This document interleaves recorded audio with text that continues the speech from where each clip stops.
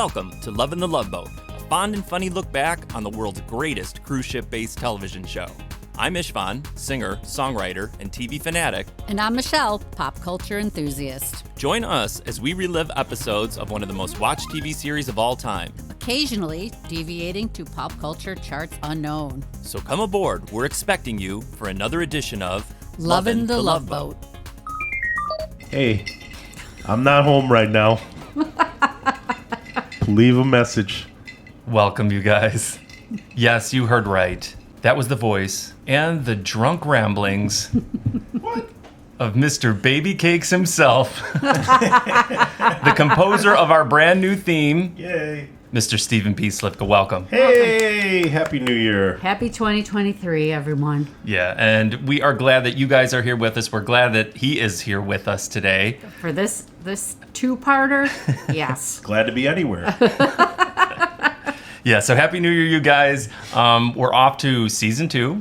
Crazy. Yeah, and we have been talking about this episode for quite some time, this dual episode.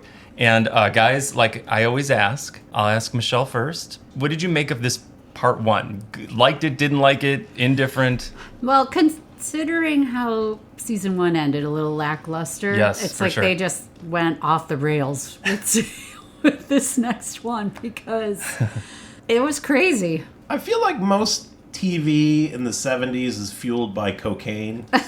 This wasn't. This was fueled by, I don't even know what. It's just a totally different beast. Yeah, it's certainly wild. I think they were really, like we were saying, I think they were holding back a bit for this episode. Just went completely nuts. It's a little bit Fantasy Island, a little bit Gilligan's Island. Oh, yeah. Yeah, good call. Like... Well, the thing I was surprised about Yeah. is just that I thought that this was going to be one big thing. Like in one of the previous episodes, it was like somebody had compiled everything into one. So let me just really quickly, before we get into it, let me read the 3 storylines. I was surprised that there were actually 3 storylines.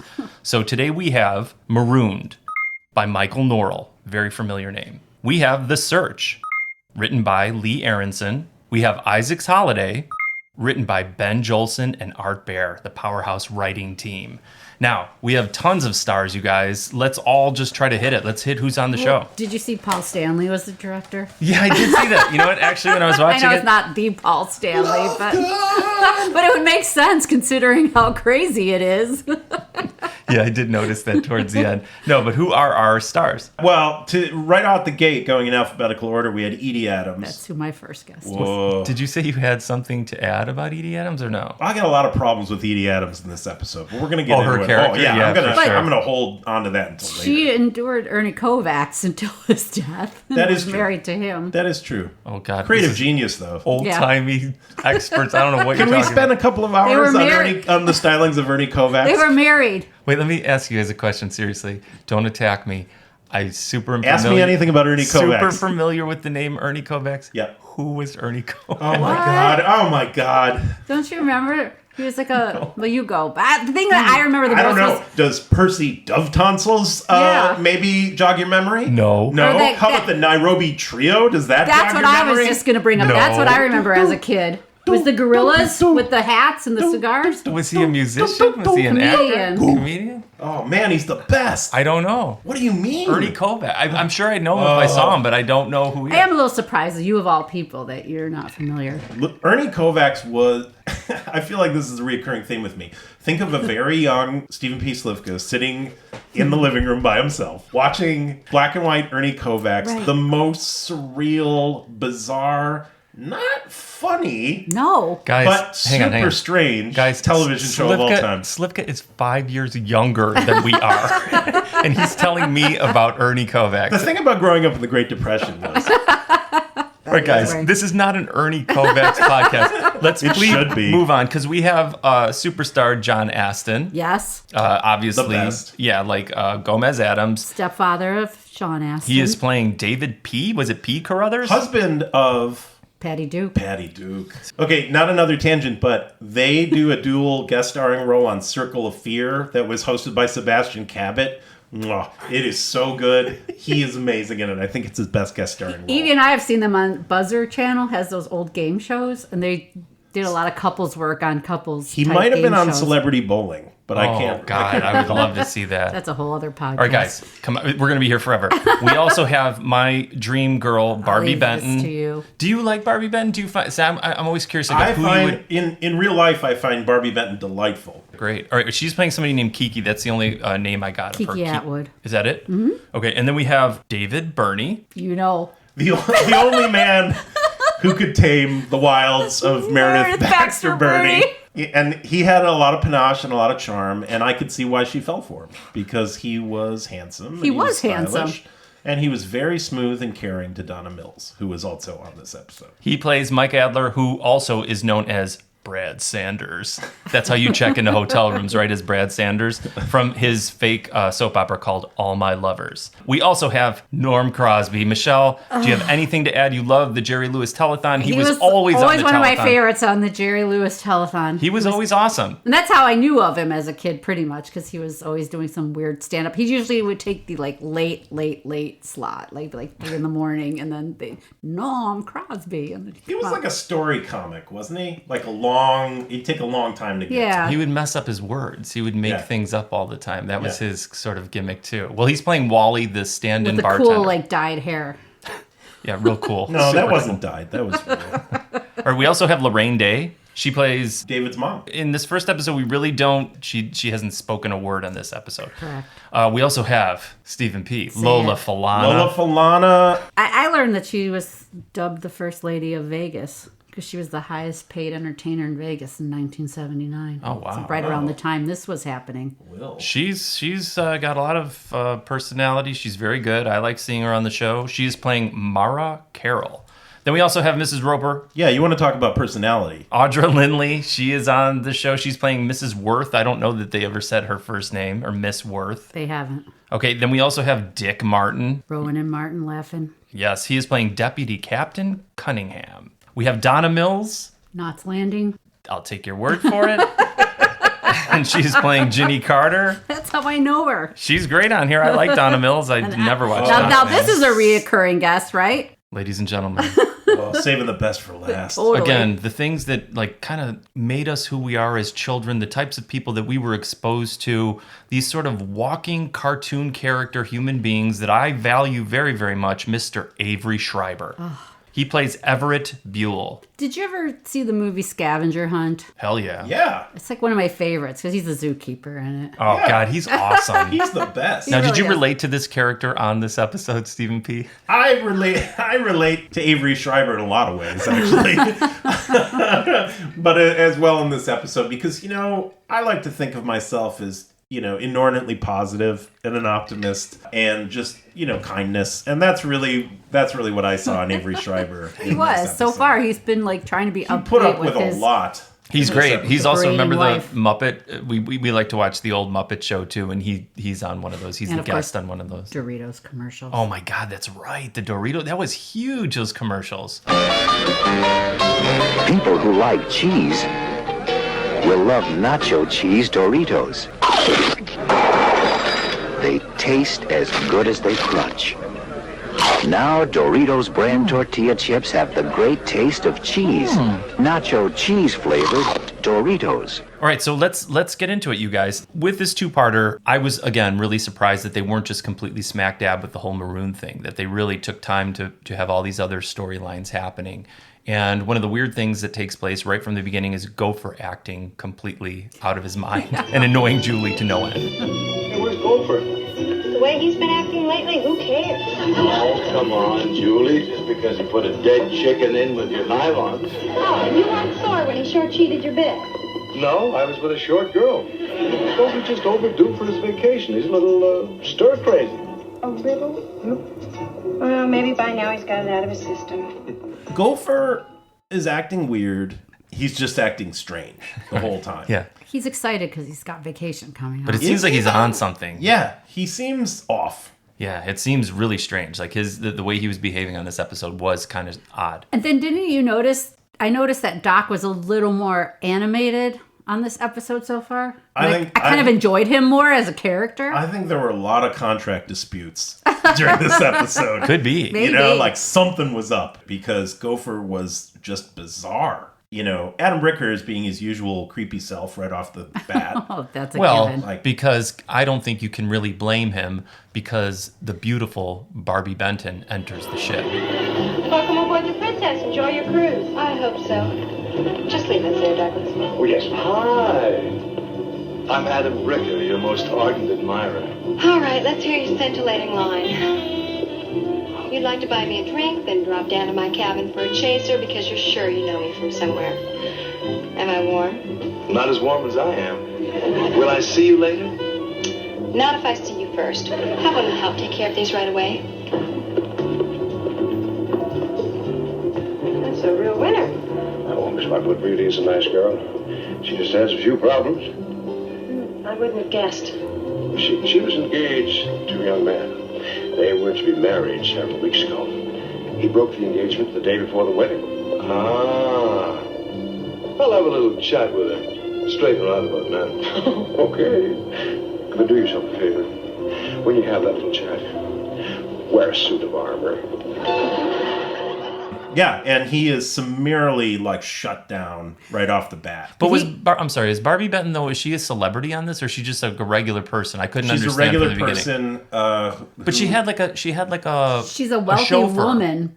But Yeah. her fiance dumped her right before the wedding, so she's bitter. Okay, but I thought that, she was how Michelle Lee came on as some sort of famous person. It was just like later when she's at the dining room table with Isaac, she's kind of agreeing with some of the things he's saying. The Concorde, I've been on the Concorde and stuff. Yeah. So it's she's wealthy. Wealthy. Okay. Yeah. Right, She's got a princess vibe going on. Well, all of it's confusing because where also nothing's good. The Lola Falana character, they don't really establish, but she's I'm in TV. She says she's in television, but they don't say that she's an That's actress. enough. The other dude That's enough. The other dude is a soap opera star. It's what's going on? It's a lot of celebrities.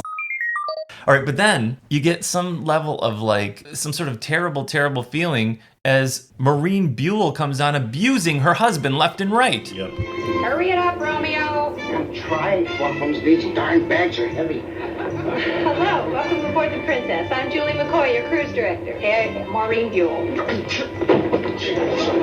he knock you out? Couldn't you die for a man who can actually bench press a house cat? I'm Everett Buell. Hello, how do you do? Yeah, Maureen was just joking. Everett, the last time I made a joke was when I said I do at our wedding. Don't you just love her sense of humor? So, surprise guest off the runway, the causeway, what is it called? I don't know. The concourse.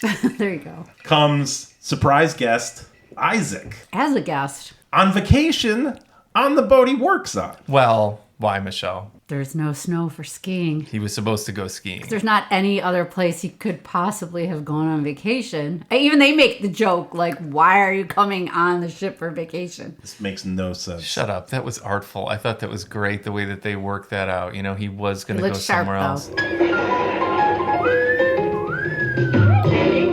You're supposed to be on vacation. What happened to the ski trip? No snow. So I thought I'd take a luxurious cruise instead. Oh, Nurse, one more over the cuckoo's nest. It's right here on the passenger list, Mr. I. Washington, Promenade 350. Welcome aboard, Isaac. Let's make that Mr. Washington. Okay. Mr. Washington, you forgot your bag. Who forgot? Let's bring it along, kid. And I give him credit that now he's going to be on the boat as a passenger and not as the bartender. Oh, I think, you know what? Side note, let me see my notes. I think this is the first time you see the Pirates Cove. Oh, you're right. You're right. Yeah. They got a lot of use out of that I'm set. jumping around, but did you see your guy was there too again? Who? The stranger at the bar? No, why am I missing this guy? He was at, I think it was when Donna Mills and Birney were eating, and then they pan away, and he was sitting at the table by himself eating. He is obviously an extra that they use quite regularly. Yeah, no, I don't know. Maybe he's one of the writers. What if he was Michael Norrell or something like that? Well, as soon as everybody's on board and we kind of are introduced to everybody, right away, Julie's a little bit starstruck because, like I was saying, the David Birney character of Mike Adler, who also plays Brad Sanders on TV, she recognizes him from the soap opera. Say, I know you, don't I? Yes, of course. You're the guy guy murdered his wife. Guilty. I'm surprised you recognize me. You don't really look like the soap opera type. Oh, I've been a fan of yours for a long time. Oh, thank you. Imagine the star of All My Loves here. I'm Julie McCoy. Mike Adler. Pleased to meet you. I hate your guts. Thanks, I needed that. You ruined your father's business, murdered your brother, married his wife, and then murdered your wife. Well, that's entertainment.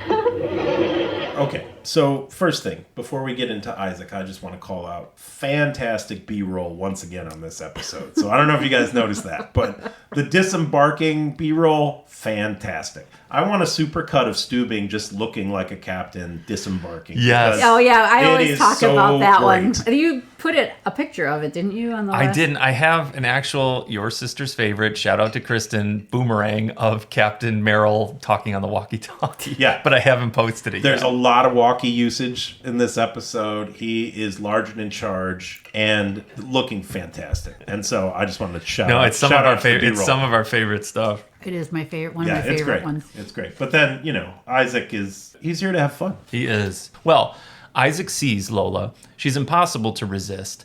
And he, after he grabs, I think, his Harvey Wallbanger. Or Nope. What was it? Tequila Sunrise. Is that what he got? Because Well- he's already criticizing Norm Crosby. Wally? Yeah, he did. He slammed him for his subpar. This is how you make a Tequila Sunrise. Already giving him total crap for the Tequila Sunrise. Yes. And then he heads over to, make a play for Miss Falana. And furthermore, lucky lady, of all the women on this ship, I have just chosen you to be my dinner companion for the first night. How about the last night of my life? Is that a no? If it isn't, it's a good hint that one is coming. While Isaac is playing on Lola Falana unsuccessfully, we go back to the bar where Donna Mills is talking to... No, she's just forlorn at first. She's staring into... I took a photo of this where she's just staring off into the distance. But she has good reason to feel that way, right? Right. We find out she's an orphan. And she's hired a detective to look for her mother, her birth mother. Sometimes it helps to talk to someone. You're a perfect stranger. I have to be honest, I'm not perfect. You're right. I mean, about talking to someone. You mentioned your mother before. Well, I grew up in an orphanage and a couple of foster homes. I never knew my mother. I'm sorry. So I hired a detective agency and I had her tracked down. She's on the ship. Are you serious? Have you seen her? No, not yet. I went to her cabin, but I chickened out at the last minute. I mean, all my life I have dreamed about finding my mother. What she'd say to me when I found her, how she didn't want to give me up, how she wanted to keep me, how she really loved me. That's the dream. The nightmare is that she slams the door in my face. Well, it is a little odd that she just spews all that to him on their first meeting. Yeah, for sure. That's a good opener. Hi, celebrity movie star. Have I mentioned that I'm an orphan and I'm looking for my mother on this boat? Would you like a Tequila Sunrise? Isn't it odd, though, too, that he's there with his mom, but they're never together? Do we do a major spoiler alert or whatever? Well, it's not really a spoiler when you can see it coming from 12 miles away. You can totally see it coming. We got a lot to unpack here. That'll be part 2, because I'm not sure how this is all going to play out. Because what I'm thinking and then what's happening is kind of crazy. So Donna Mills, here's the setup, people. Donna Mills is there looking for her long-lost mother. And David Birney, I forget his character's name. Mike Adler, is also there, with his mother. That's interesting. Yes. But they start to fall for each other a little bit. That's interesting. They have mothers in common. Do they? Oh, my God. Let's find out. Oh, that's what I'm saying. How is this going to play out? I don't know. It's I just gonna kept be weird. wincing every time they started making out with each other. It's like, oh no. Oh, that's so weird. I just, to tell you the truth, given the episodes you've had me on this show to cover, I fully expected that would be their mother. And the episode would just end like that. Maybe. We'll have to wait for part 2. We're going to find out because we have not even met the mom yet. She's having the time of her life because she's everywhere. She's just doing what she wants. She was in Cabo San Lucas by herself without her son. It just blows off the sun. Why did you even bring her along? Now, it's taken us this long, though, you guys, which I thought would be the entire episode, to have any sense of a maroon scenario happening. So the weird thing is, like, this junior captain or whatever he is. For a refresher He's there for, course. Yeah, refresher course. He's like 70 years old. He's doing a refresher course. And it's like... So leave him in charge of the ship when you go on your excursion. See, this episode has a lot of things I like all the sound effects of like the radar and all of those things. As a kid, this is what I like. And there's a major point that I would like to bring up as far as all that in this episode. He comes out, some random dude who got his SAG card because he got a speaking line, and he comes out and warns this refresher captain that there is an impending hurricane coming, and he just doesn't pay attention and blows it off. A hurricane? Wait till the captain sees this. Sir, I think Captain Steubing should see this report right away. Listen, son, you do your job and I'll do mine. Dismissed. Anything you say, sir. Excuse me. I seem to be lost. Well, indeed you are, unless, of course, you're looking for the radio room. Oh, no, I was just looking for the Lido deck. Oh, that's very simple. You take the starboard companionway to the promenade deck. After he gets that piece of paper, he doesn't really look at it or acknowledge what's happening. And then Mrs. Roper comes. Yeah, Mrs. Roper is lost, and so Deputy Captain Cunningham gives her directions on the hurricane warning and just gives that away. He is obviously completely incompetent and should be arrested at this point in the show, pretty much. But as much as she pulled that piece of paper out, nobody saw that on the other side it said hurricane. No, I like that the radio guy is just like, well, okay.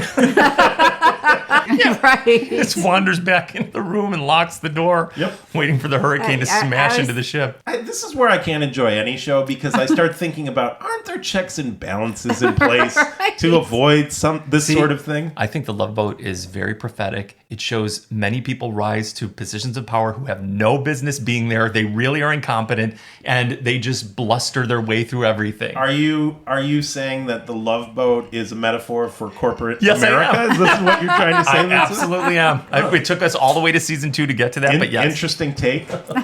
Okay. Guys, I'm hungry. Yeah? Let's head to the buffet. Well, I wouldn't go to the buffet because my notes say, why is everything gray? Food always looks gross. All the time, but this time it looked exceptionally disgusting. Here's my notes. It just says, why so much tuna? And were those potatoes she kept putting on her? Couldn't tell. Could have been Boiled lobster. potatoes? It all looked the same to me. You would think a wealthy woman like Barbi Benton would have said, this food is disgusting and thrown it to the floor, but she's filling up her plate with all that gross gray. Yeah. Isaac's so focused on the tequila sunrises, nobody's focused on the buffet. That's because PJ, what's her name, left. And the food is PJ Muldoon. PJ Muldoon left and retired. You know, Michelle, I got to give you big credit for pulling these old ones because she blew my mind with John Ritter last time. And PJ Muldoon, one of our favorites. When she retired, I was assuming the food just went downhill. It went straight downhill. You're absolutely right. Captain Steubing's dad. Bring back PJ Muldoon. They forced her into retirement too. She didn't want to retire. Well, at this disgusting buffet, Doc takes another swing at Kiki, and she is still a crank. I recommend the smoked salmon, the beef Wellington, the cherries jubilee, and a walk in the moonlight with a handsome doctor. You certainly give it the old college try. Mm-hmm. You guys are all the same. I wouldn't say that. Some of us are wonderful. All right. Cabin A, 276. Show up around 11, and you better be dynamite. No, thanks. It'd probably take dynamite to move you. But you guys, like, did you notice, like, at that, I found it a little bit weird, because, like, he tries to hit on her again. He's being as charming as Doc always is. And then she said, well, then show up to room whatever. Did she mean that? I don't think she meant it. I think it was kind of like a trap. I think she was trying to trap him, just see like him to be like all eager and showed up. But then Doc is too cool. He turned on her, though. And then that was just to show that like Doc is not playing her game. Right. Okay, well, he did that because he just totally like turned on her like on a dime, and then he was He's out. Doc. He doesn't need to work so hard. Right. It's true.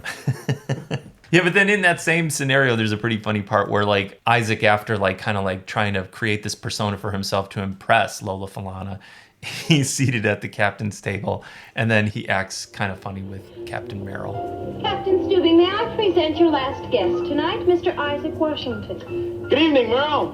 Don't get up. Isaac, what are you doing here? Vacation, Merrill. Good to see you again, old buddy.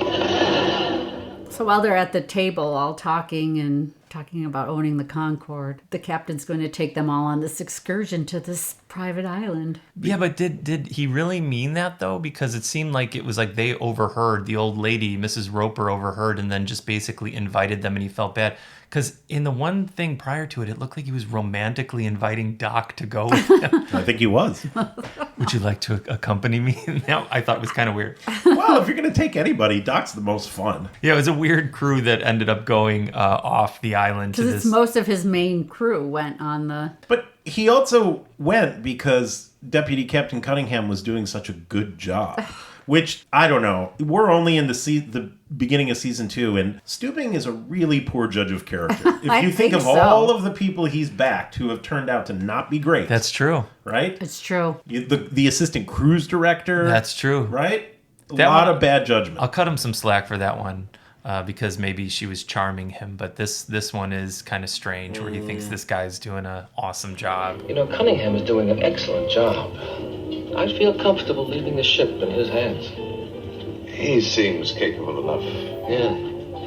In fact, tomorrow, when we anchor off Cabo San Lucas, I think I'll let him take command of the ship and take a little excursion. It's a lovely spot. Maybe you'd like to come with me, Adam? I'd love to. Oh, that sounds like a lovely day. Terrific. Yes. Why don't we all go? Aren't you going to join your friend, the captain, Mr. Washington? Oh, no. I didn't come on a cruise to mingle with the help. Well, things are going so well on the ship. Stubing's like, let's get off the ship, and I'm going to take you to my favorite island. My special place. Here, you random assemblage of people. Why don't you come with me to this island? At least Lola Falana had enough sense not to get on that little boat. Yeah. In a rowboat off a giant ship to an uninhabited island. Or is it? Well, they're on the dinghy or whatever, and then they do basically arrive at Gilligan's Island. That's what it looked like, right? Oh, what an exquisite lagoon. Captain, it's perfect. Row, row, row your boat gently down the stream. Loafer! How'd you find it, Captain? I spent some time down this way when I was in the Navy. I was on leave and went exploring. What you normally want to do when you're on an uninhabited, uncharted island is head right into the interior. That's usually the thing that you want to do, which is what they do. They just head right into the middle. Well, the secret spot isn't just going to be right there. You have to do a little, what is it called when you're hacking through like the rainforest, Dying. But I do appreciate the classic 1970s TV show Mysterious Footprint in the Sand. Oh yeah. Yet he had sandals on the whole time. That's where it turned Fantasy Island on a dime. Here, this is good. You guys are completely right. The music in it also is that Moog synthesizer that I love, making tenseness and all of that. But here's the thing, you guys. On this episode, it's easy to make fun of, but you have to think back to being kids. For me especially, this is huge. And all television was just a launching pad for us to then pretend. So this episode being as kind of goofy as it is, right? All of this was where I would have been 100% watching. And we would have pretended to be on an island. We would have pretended to be marooned. I still am. But that's what I'm saying. It's uncharacteristic for the Loveboat, but not uncharacteristic for 70s and 80s, early 80s television, because it would have been even greater if maybe Gopher fell into some quicksand. But that did not happen. It does. Or at least it hasn't yet. This is another one of those tropes where it's some a marooned, what is it, hermit, who then holds you by gunpoint and is basically threatening your life. How many times on how many shows were there old ghost town where a prospector, like a prospector who's still there, takes you all because Brady you're about Bunch, to... Yes. Charlie's Angels, Yes. the list goes on. One old guy can take on like 7 people. They're like, I wrote that down. On that I wrote that island. down. They couldn't take on his homemade gun. Yeah, I wrote down Charles Manson holds entire group at bay with a flintlock is what I wrote down. So. It's John Astin as the hermit. Beautiful. Oh, Kathy, this island of yours is cleansing to the soul. Yeah, but it's murder on the hairdo. This was a great day. Thanks a lot for bringing us here, Captain. Oh, no. The launch is gone.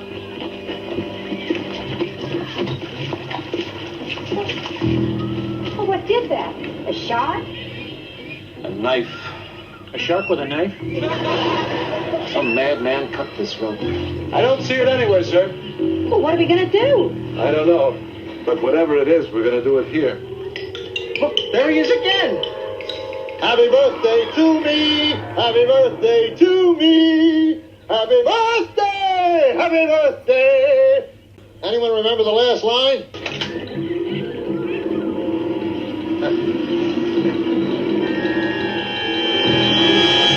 The best part, though, is when they're in that weird, cabin that he made out of like palm fronds, and Captain Stubing's like just pushing on things. Break out of it. The windows are as big as anybody could fit through it, yet they cannot figure out how to get out. You can see through the side of the wall, yet none of them can figure out how to get out. So frustrating. I love it so much because it's exactly what I would have liked as a kid. Because you didn't want it to be so hard that you couldn't pretend to do it yourself. It's fantastic. I'm pretty sure Captain could have ran right through this wall. It's just a testament Like to his Kool-Aid. awesome acting because he's, how can I get out? And he's totally selling this ridiculous and thing. he just I love put it. like one piece of wood in front of the door, and then they can't get out. I like when Bernie Coppell, he's looking at the rope that has been split, but his one leg's up, like it's on a monitor on stage, and it's like he's in his action stance. It's so great.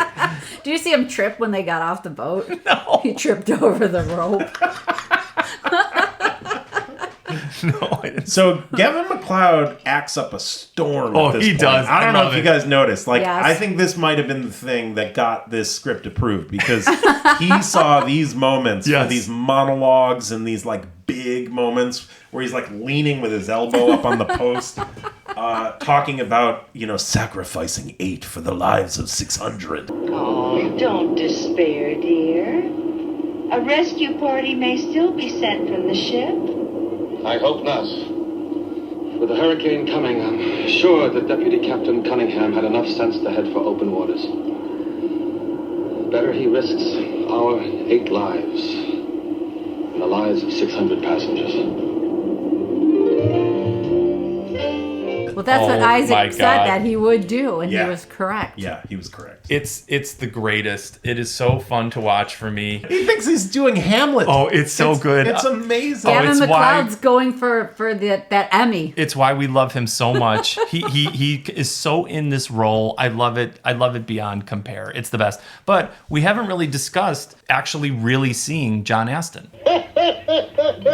And us becoming aware of David P. Carruthers, David S. Pumpkins, what's his name? Yeah, they're walking through the interior of the jungle, getting malaria, and they see a figure from across a lagoon or maybe some sort of distance. It kind of looks like Sasquatch / Manson. Charles Manson. Mansquatch. Charles Mansquatch.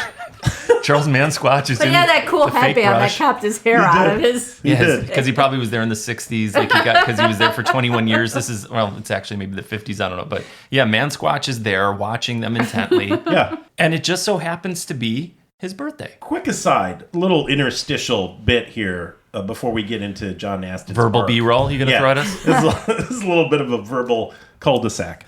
Did anybody catch how Avery Schriber's character is super into UFOs? She mentioned it. Yeah, when she she first mentioned saw I John was Astin. so hoping for a spin-off series with just Avery Schriber chasing UFOs. That'd be kind of great. That would have been great. That would have been. But no, you know why? Because Maureen shut it down. She did. She was a drag, man. Yeah. I'll She say. was horrible. always with her cigarettes. Did she? Was she smoking? She did. She had a cigarette. Yeah, she did. But it wasn't lit. No. When they could have burned the cap. They could have burned it down if they had a lighter and a cigarette. They could have just walked through the wall That's slowly. what I'm saying. While everybody's struggling to figure out how to get out of this flimsy hut back on the ship, Lola Falana has fallen for Isaac. She's changed her tune. But based on a mountain of lies. Once they hit the Pirates Cove or the No, it was at dinner. It was when they were at dinner that he was impressing her. Yeah, I was thinking about when they go to the bar later and he leaves so they have a good time after to check dinner on the weather because he owns the Concorde, right? And she falls for that. And it's because much like you, he's a jet pilot. Yep, he's a polo player. Check. Race car driver. Also yes. And real estate developer. Sometimes. When you have a moment. Yeah. So she was dazzled by all of these self-made qualities. Well, but not too long after that, she heads back over to Wally in the Pirates Cove, right? And that's when doesn't he leave to go check on the weather because he feels like something's up? He's the only guy who's doing anything, really, because everyone else is left. So he leaves to check on the weather, and she's talking to Wally, and then... Hey, Wally. Hey, getting a little rough out there. Yeah, I guess it is kind of choppy. Maybe there's a storm coming up. Listen, I better check with the radio room. I'll be right back, okay? Well, Miss Carroll, how about a tall, cool planter's punch? Sounds good, but I think I'll wait for Mr. Washington. Why? You think Isaac can make it better than I can? Nothing he does would surprise me. The man is amazing. A jet pilot, polo player, race car driver, real estate developer. Magician? Magician? Well, sure. He'd have to be to do all that on his bartender's salary. His what? Of course, he probably makes a lot more than I do because he's on steady. You know, I'm just taking his place while he has a week off. And then there's tips, which you never really declare 100% to Internal Revenue. Liar. Hey, everybody does it. Waiters, taxi cab drivers. When my wife had her gallbladder out, even the surgeon asked for cash. Yeah, Wally gets revenge for the tequila sunrise. And he says, what does he say? Like something on a bartender's salary. Yeah, how does he do all this on a bartender's salary? And Lola Falana's like, what? Yeah. He doesn't own the Concorde and is not an ace fighter pilot? Right. He's just like all the rest. He just needed to be himself. He's smooth, he's cute, he's nice. Right. Wally completely implicates himself in tax fraud when he's talking. As a server, he's not wrong. Hey, Wally, maybe shut your mouth. He's not wrong. Yeah, I know, but maybe shut up. You know what I like about Norm Crosby as Wally? He's got nothing to lose. Like he's just there, and it's like, where's the camera? All right, go. And then he knows come September, it's that telethon when it's Labor Day weekend. He's got a gig. He'll be playing Reno next week. What does he care?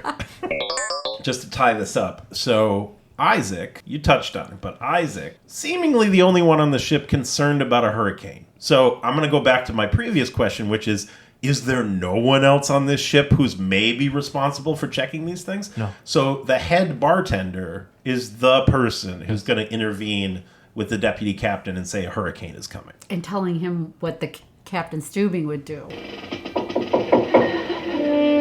Edgar? Mr. Cunningham, Captain Steubing's launch hasn't returned yet. I know that. Aren't you going to put out to sea? We can't let that hurricane catch us at anchor. We have 600 passengers on board. I know that Captain Steubing would want us to think of them first. Us? Who's us? If it's any of your business, I was just about to make my decision when you came barging in here. Sorry, sir. I was just trying to help.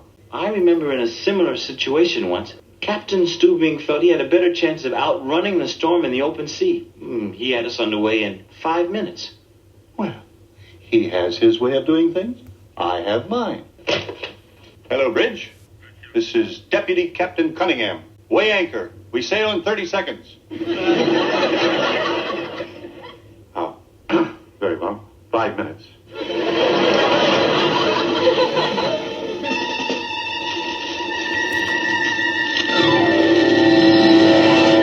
And this is where Dick Martin, now I don't understand the motivation of his character at this point. Because he doesn't care when Isaac comes in, but then what does he do when the door closes? He starts getting super upset and scared.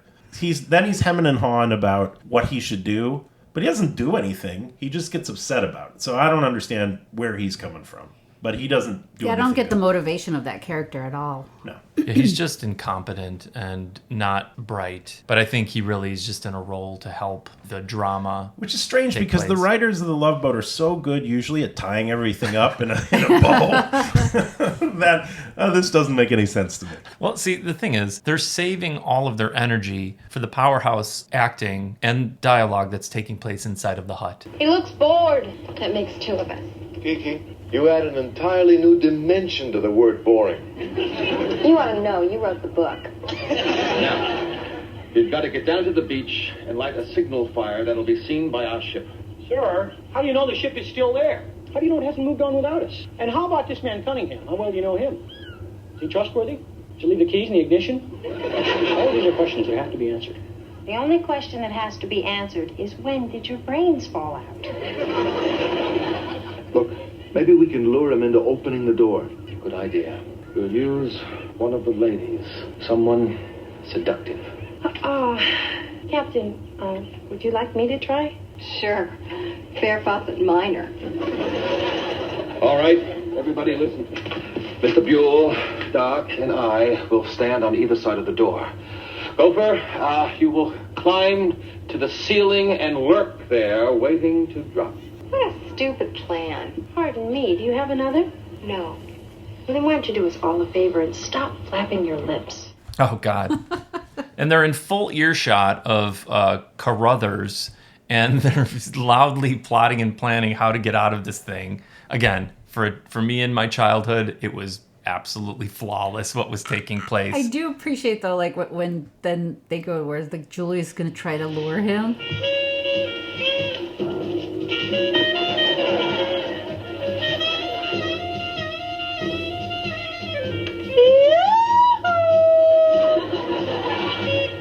Mr. Man. Mr. Man? Well, I don't know his name, sir. David P. Carruthers. But you can call me Baby Cakes. By the way, the one I really think is seductive is the little old lady. Captain Stubing, in his flawless logic and leadership, says, we'll use one of the ladies. He pimps him out, immediately. Just like, pimps that's out the his women. go-to move here. Not walk through the palm fronds that make up the wall. We'll use one of the ladies. I appreciate, though, that they made fun of her saying Mr. Man, Captain Stubing. He did. He did a good job. Mr. Man. But she was awesome, the way that she did that, though, that she sold that. Can you imagine having to do that, and she did a really good job. Because she makes it fun. She made it funny. It's like when Bugs Bunny would dress up in drag, and then he would try to, lure somebody.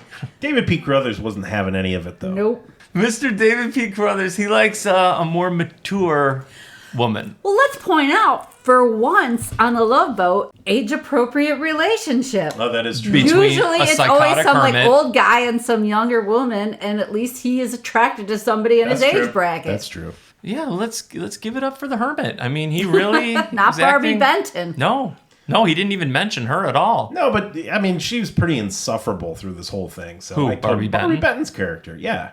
So what you're saying is that you are not attracted to Barbi Benton. You're attracted to Mrs. David P. Roper. Carruthers. No.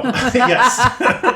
Yes. Audra Lindley. Yeah, because she's the best. You know why? Honestly, she's optimistic in the face of adversity. She has hope. Everybody else, not helpful. So I take Audra Lindley hands down in this. Well, she proved that really by, kicking it up to 10 and being as seductive as an older woman has ever been. Seductive. Mr. Baby Cake. Guess what? What? I'm naked in here. Really?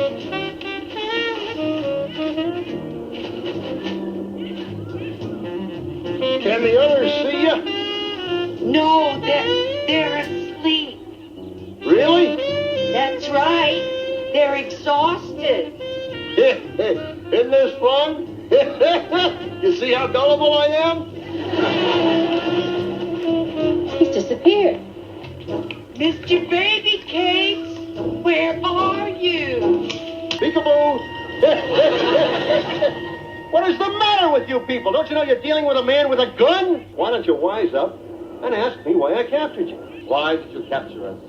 Because I've lived here all by myself for 21 years, and I've been happy as a clam, except for one thing. Never in my whole life have I had a surprise birthday party. You kidnapped us so you could have a birthday party? A surprise birthday party. Yeah, solid plot point. He says, do you know why I kidnapped you? Because I've never had a surprise birthday party, which makes total sense. Well, you turn insane if you're on an island for 21. You know what I would do? You're not even on an island for 21 years. And look what's happened. Maybe I'd turn sane. You ever think of that? You're blowing my mind. Mr. Man. Hey. Mr. Man. Hey, I can't come to the phone right now. Mr. Baby Cakes. I'm so gullible. Yeah, that too. Let's just say it right out there. I love him, man. I love John Astin. I think he's great. He's great. It's just like these people. Some of these people, though, you just like them. You just like them no matter what, and they bring something to whatever goofy role that was thrown their way. Because he's probably like, what? I'm gonna wear a wig. Oh, he was in. He committed. Was all in. Yeah, so cliffhanger, but not really, because there's no cliffhanger in this. It just sort of ends, right? This episode. Did we? I mean, we kind of touched on it too, like back on the ship that prior to all this, that Donna Mills and what's his name, Birney, are actually kind of falling in love and they're kissing. Yeah, so because like thinking what you're thinking, and maybe it's going to be a switcheroo because they've done that before. Oh, that maybe it is, because like obviously we're all saying that we think that his mother, who he never sees, is going to be this mother that is the person that gave her up for adoption, and then they're making out, and that is really strange. That's a weird choice, right? But maybe they will switch it up on us. Maybe it won't be. But let's see. Don't make fun. I have been tricked by the Loveboat many times. I feel like there's more suspense in that than what's happening on the island. By far.